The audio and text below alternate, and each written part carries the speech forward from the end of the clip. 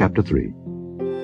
And Solomon made affinity with Pharaoh king of Egypt, and took Pharaoh's daughter, and brought her into the city of David, until he had made an end of building his own house, and the house of the Lord, and the wall of Jerusalem round about.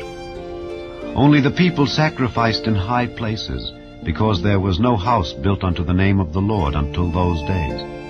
And Solomon loved the Lord, walking in the statutes of David his father. Only he sacrificed and burnt incense in high places.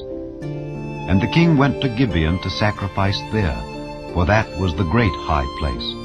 1,000 burnt offerings did Solomon offer upon that altar.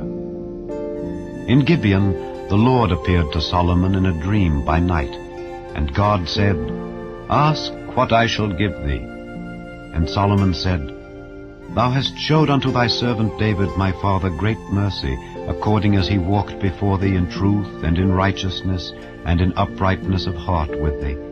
And thou hast kept for him this great kindness, that thou hast given him a son to sit on his throne, as it is this day. And now, O Lord my God, thou hast made thy servant king instead of David my father. And I am but a little child. I know not how to go out or come in. And thy servant is in the midst of thy people, which thou hast chosen, a great people, that cannot be numbered nor counted for multitude. Give therefore thy servant an understanding heart to judge thy people, that I may discern between good and bad. For who is able to judge this thy so great a people? And the speech pleased the Lord that Solomon had asked this thing. And God said unto him, Because thou hast asked this thing, and hast not asked for thyself long life, neither hast asked riches for thyself, nor hast asked the life of thine enemies, but hast asked for thyself understanding to discern judgment. Behold, I have done according to thy words. Lo, I have given thee a wise and an understanding heart, so that there was none like thee before thee, neither after thee shall any arise like unto thee. And I have also given thee that which thou hast not asked, both riches and honor, so that there shall not be any among the kings like unto thee all thy days. And if thou wilt walk in my ways to keep my statutes and my commandments, as thy father David did walk, then I will lengthen thy days. And Solomon awoke, and behold, it was a dream. And he came to Jerusalem, and stood before the ark of the covenant of the Lord, and offered up burnt offerings, and offered peace offerings, and made a feast to all his servants. Then came there 2 women that were harlots unto the king, and stood before him. And the one woman said, O my lord, I and this woman dwell in one house, and I was delivered of a child with her in the house. And it came to pass the 3rd day after that I was delivered, that this woman was delivered also.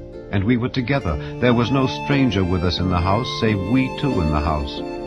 And this woman's child died in the night, because she overlaid it. And she arose at midnight, and took my son from beside me, while thine handmaid slept, and laid it in her bosom, and laid her dead child in my bosom. And when I rose in the morning to give my child suck, behold, it was dead. But when I had considered it in the morning, behold, it was not my son which I did bear. And the other woman said, Nay, but the living is my son, and the dead is thy son. And this said, No, but the dead is thy son, and the living is my son. Thus they spake before the king.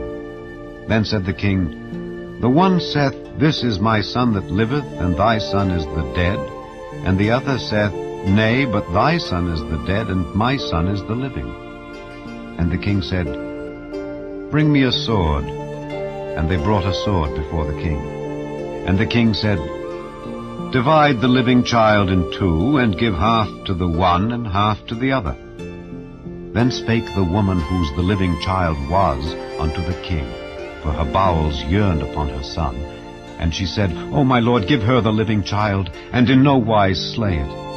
But the other said, Let it be neither mine nor thine, but divide it. Then the king answered and said, Give her the living child, and in no wise slay it. She is the mother thereof. And all Israel heard of the judgment which the king had judged, and they feared the king, for they saw that the wisdom of God was in him to do judgment.